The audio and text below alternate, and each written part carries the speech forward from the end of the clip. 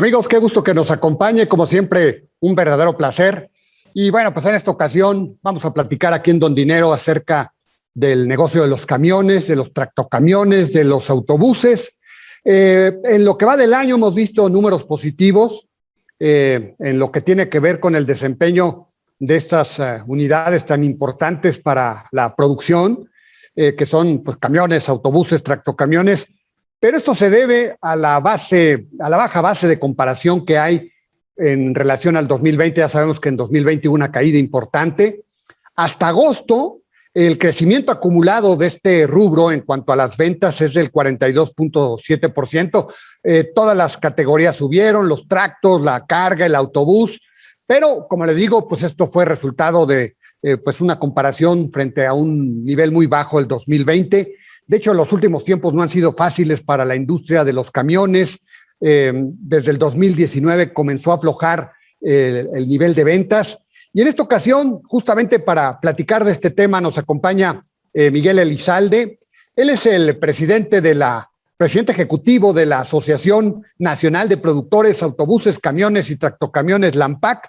Y bueno, pues vamos a platicar con él qué podemos esperar para el cierre del 2021, qué podemos esperar para el 2022, qué obstáculos hay que remover para que la actividad mejore. Y bueno, como todas las semanas, nos acompañará Claudia Angélica Rodríguez, y bueno, muy ad hoc con el tema de los camiones y con lo que está sucediendo en el mercado. Bueno, pues en esta ocasión vamos a platicar con ella acerca del consumo. Otra variable que desgraciadamente no camina. Recientemente se dieron a conocer datos del consumo y bueno, pues siguen todavía muy flojos a la mitad del año, igual que la inversión en general de la economía. Así que bueno, pues me parece que no hay buenas noticias en lo que tiene que ver con el desempeño del mercado interno. Lo invito a que se quede con nosotros.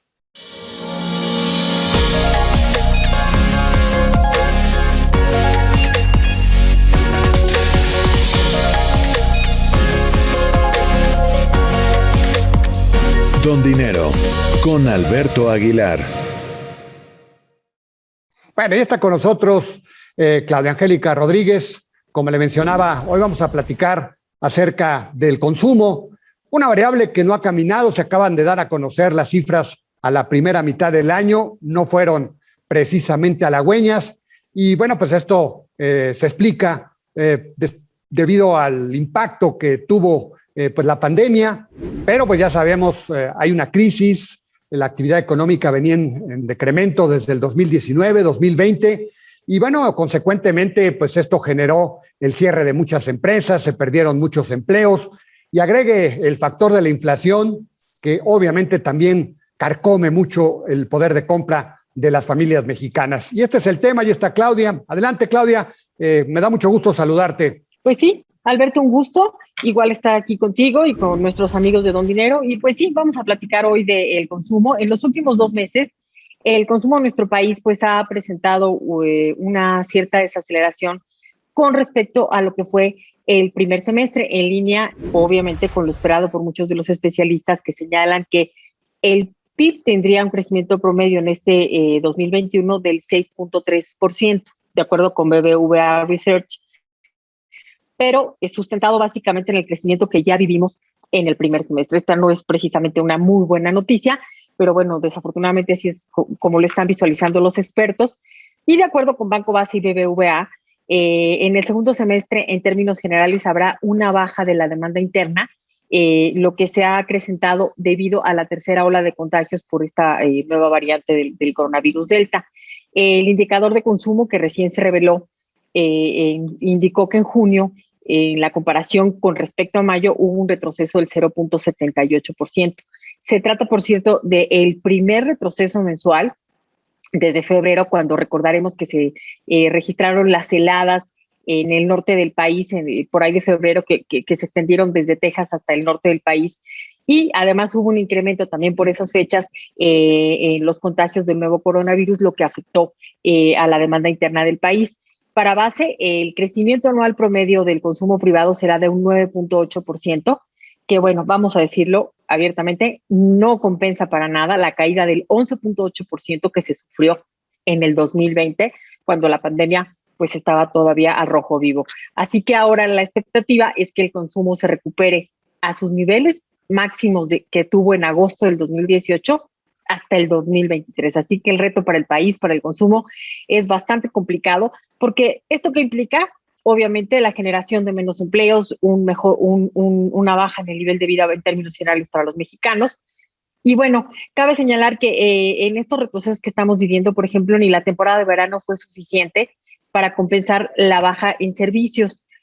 Ahora bien, para BBVA Research, también es un hecho que ya se estableció un cambio en los hábitos de consumo de los mexicanos, por ejemplo, en las compras en línea. Estas sí llegaron ya para quedarse, se han duplicado desde que comenzó la pandemia y en este momento representa ya el 6% del gasto total. Así es de que ya los hicimos parte de nuestro día a día, las compras en línea, llegaron para quedarse. Por lo que hace la gasolina, señala que su consumo cayó en agosto y probablemente podamos ver un repunte en el consumo de la gasolina por el regreso a clases, pero está por verse debido justamente a lo que estamos viviendo por la pandemia del Delta, los contagios de la variante Delta del coronavirus. También señala que ya en estos últimos meses del año, el efecto de la reapertura de la economía, de acuerdo con Banco Base, pues se ha disminuido. Y, por ejemplo, algo que ocurrió y que llama la atención es que hoteles y restaurantes crecieron en junio, incluso a niveles pre-COVID, a niveles de la prepandemia. Pero para julio y agosto la caída fue realmente importante. Así es de que lo que nos espera para este segundo semestre, pues no es precisamente lo mejor. Obviamente la recuperación de la economía va a ser menos importante de lo que fue durante el primer semestre, Alberto, y bueno, pues obviamente eso pues va a complicar el avance para muchos negocios.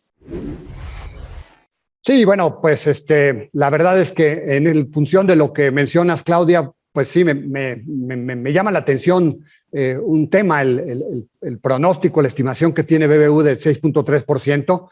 Supongo que pues la tendrían que haber modulado un poco, sobre todo porque pues el segundo semestre no se ve muy, digamos, muy halagüeño, de acuerdo a las últimas cifras de consumo, y pues en todo caso pensaría yo que a lo mejor habría estado más la actividad económica sobre 6, pero bueno, pues vamos a ver. Como quiera, son décimas, no cambiará demasiado el panorama después de la caída del 8.4% de la economía el año pasado, pues no hace gran diferencia, pero pues sí, la verdad es que el cierre del año, pues no creo que sea precisamente el mejor, lamentablemente. Bueno, pues muy bien, Claudia, te agradezco muchísimo, como siempre, muy interesante tu comentario. Gracias, por aquí nos vemos la próxima semana. Bueno, y si me permite, voy un corte muy rápido y regreso con la entrevista. Don Dinero, continuamos.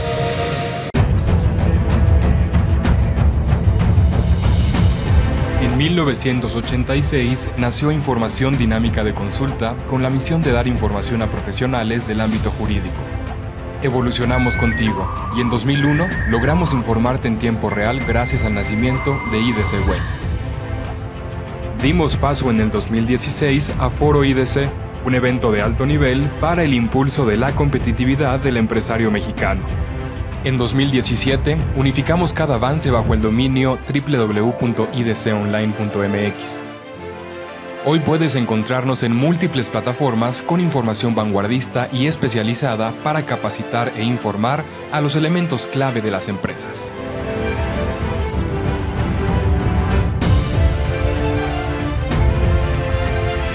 A 35 años de nuestro nacimiento, ha sido un honor acompañar tu labor de llevar a México al futuro.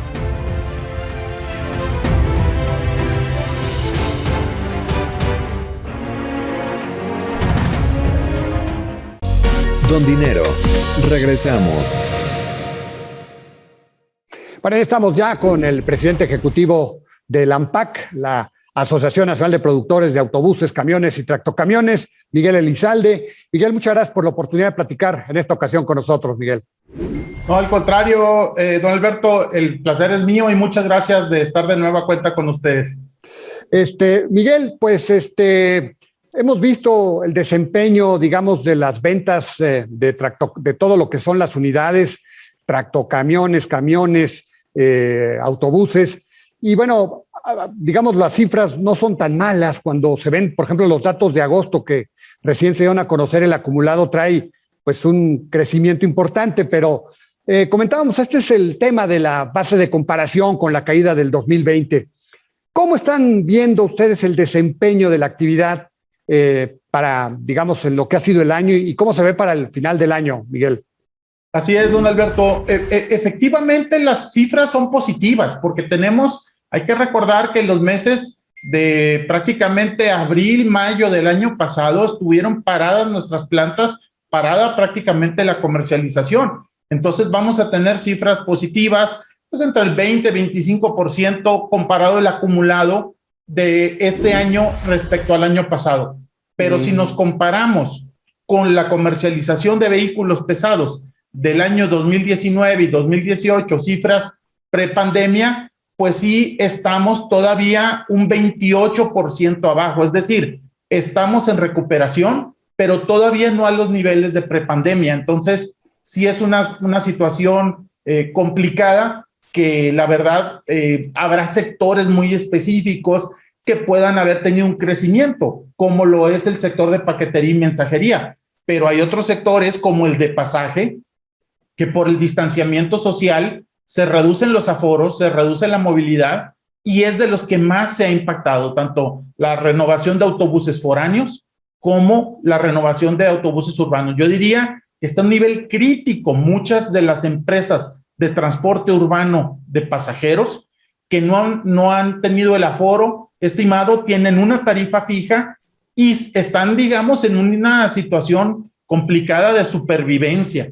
en la que hay que enfocar la atención, y es un sector muy delicado, es un sector que atiende a gran parte de la población, de un sector social muy relevante en el que no pudiera tal vez en un futuro renovar las flotas de autobuses urbanos precisamente por la afectación que se tiene en este momento con el impacto en emisiones, seguridad vial y ni se diga en la calidad del transporte de pasajeros urbanos, que no tendrían un autobús, digamos, más limpio, más nuevo, con mayor confort, y esto va a impactar a un nivel de la sociedad que mueve prácticamente 41% de los trabajadores y 27% de los estudiantes. No, pues terrible. ¿Y qué tanto, digamos, qué tan mal se han comportado las ventas de autos, digamos, de ese segmento de lo que tiene que ver con los autobuses en este año? Bueno, los autobuses, por ejemplo, los autobuses foráneos han tenido una caída de más del 45%.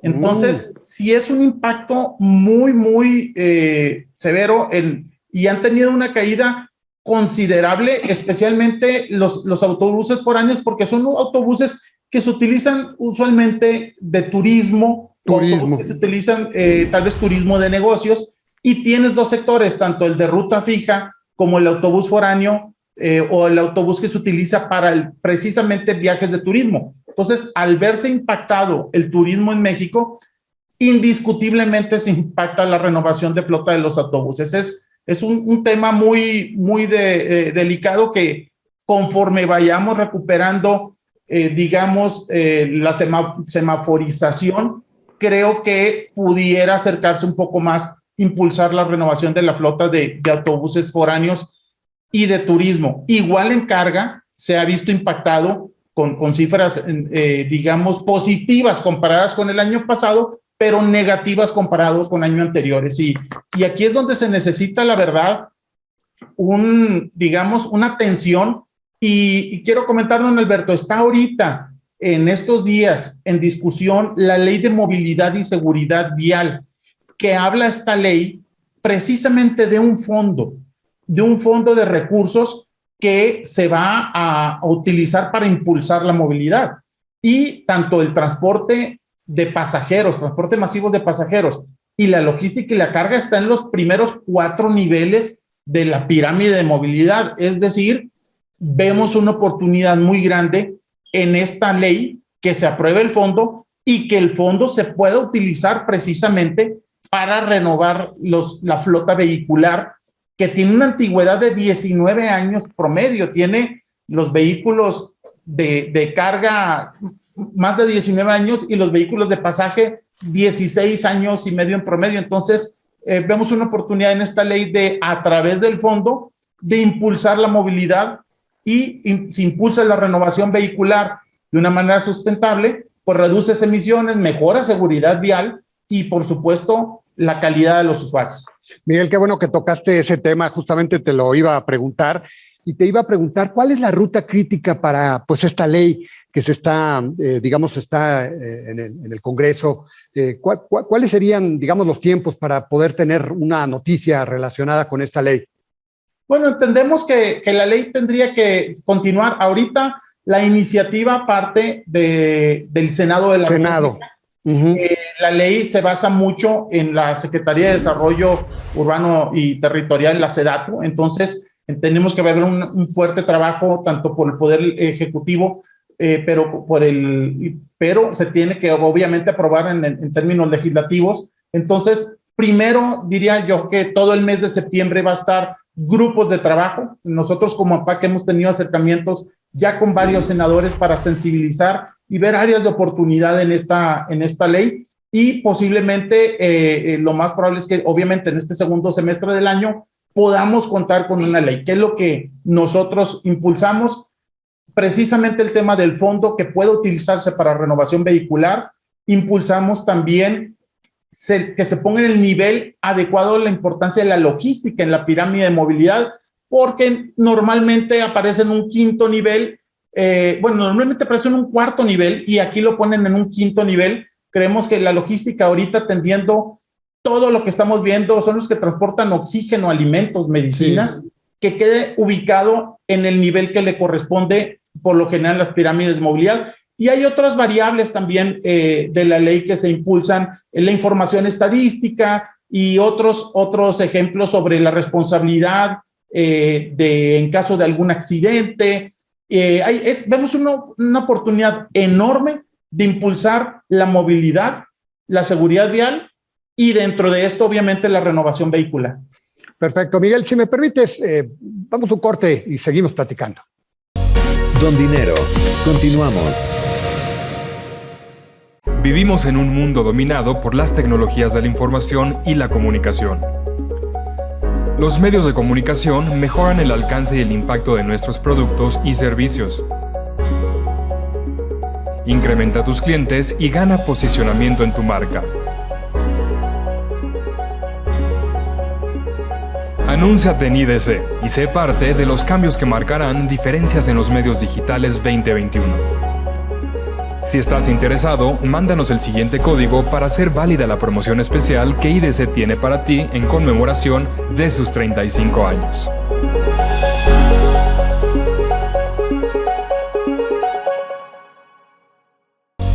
Don Dinero, regresamos. Bueno, estamos platicando con Miguel Elizalde, presidente ejecutivo de la ANPAC. Estamos platicando de esta ley tan interesante que está en el Senado de la República, la Ley de Movilidad y Seguridad Vial. Y pues nos platicaba Miguel de un fondo que se está constituyendo precisamente para la renovación. Digamos, ¿quién conformaría este fondo, Miguel, para que nos des un poco más de detalles de esta ley tan importante y sobre todo este fondo que podría mejorar, digamos, el acceso a nuevas unidades y la mejora de la antigüedad de nuestro parque vehicular? Muy importante la pregunta, Alberto, porque el fondo entendemos nosotros que viene a apoyar la movilidad y la seguridad vial. Entonces, don Alberto, si el fondo va ligado a la pirámide de movilidad y seguridad vial, es decir, primer lugar es el peatón, segundo lugar el ciclista, tercer lugar transporte masivo, en este caso ponen en quinto lugar a la logística y carga. Por eso nosotros, si toda la definición de políticas públicas de movilidad y seguridad vial va a ir ligado a la pirámide y también la utilización de los recursos del fondo van ligados a esta pirámide, queremos que la carga y logística quede ubicado como aparece en la mayoría de las pirámides de movilidad en un cuarto nivel. Por supuesto que el peatón y el ciclista son prioritarios, pero el transporte masivo y usualmente sigue el nivel de carga. Entonces, ¿quiénes participan?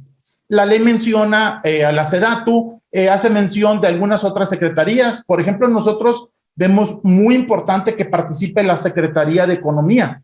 La Secretaría de Economía, si bien recordamos, SECOFI en su momento emitió las normas de cinturones, normas de llantas. La Secretaría de Economía emite la norma de dispositivos de seguridad de vehículos ligeros. Nosotros estamos trabajando con la Secretaría de Economía en una norma de dispositivos de seguridad de vehículos pesados. Creemos que debe de venir, digamos, en la estructura formal del órgano rector que va a coordinar todos estos esfuerzos de movilidad, que tiene que estar la Secretaría de Economía, y ya se menciona la Secretaría de Comunicaciones y Transportes, repito, SEDATU, y otro tipo de secretarías de seguridad pública que son importantísimas. Entonces, la participación de la Secretaría de Economía, nosotros creemos que debe ser muy, muy importante, que debe estar incluida, porque se va a tomar este órgano rector de la movilidad en el país y va a coordinar todos los esfuerzos de impulsar una política pública de movilidad tanto a nivel federal como a nivel local, inclusive a nivel municipal. Entonces van a poner, digamos, el marco rector, y creemos que tiene que ser desde un punto de vista integral, donde la Secretaría de Economía debe ser fundamental, aparte de que es la Dirección General de Normas, depende de la Secretaría de Economía, tiene la Secretaría de Economía normas de vehiculares muy importantes. ¿Y los recursos de dónde provendrían? Yo creo que ese es el gran tema del tema de los recursos, porque hay lo que hemos platicado con varios senadores, todo el mundo está de acuerdo, sabemos que los recursos están limitados. Yo creo que esta ley puede regir los próximos 5, 10, 15, 20 años. Yo haría un llamado a todo el Poder Legislativo, que si no se tienen tal vez los recursos, yo creo que es preferible que se forme el fondo, se coloquen los recursos que sean posibles y en un determinado momento que se puedan inyectar más recursos. Entendemos que estos recursos tendrían que provenir del presupuesto de egresos, y tal vez ahorita no está dentro de las prioridades que se tienen en esta administración, pero que no sea ese un pretexto para eliminar el fondo.